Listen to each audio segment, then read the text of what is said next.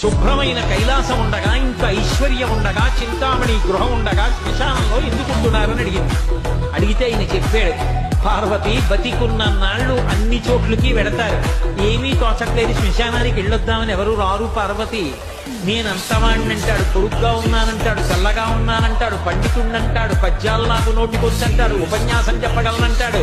నాకు పాటలొచ్చంటాడు, నేను నాట్యం చేస్తానంటాడు, నేను అధికారినంటాడు, నా దగ్గర డబ్బు ఉందంటాడు,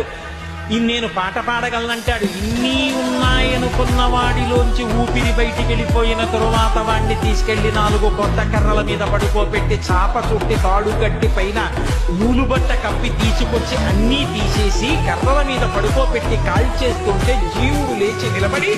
పుర్రె పగిలిపోయిన తరువాత కన్న కొడుకు కూడా స్నానం చేసి వెళ్ళిపోతుంటే చీకటి పడిపోయాక, అయ్య బాబోయ్ చుట్టూ ఉగ్రభూతాలు, నా వాళ్ళన్న వాళ్ళు లేరు, వీళ్ళని నమ్ముకున్నాను, ఒక్కడు లేరు.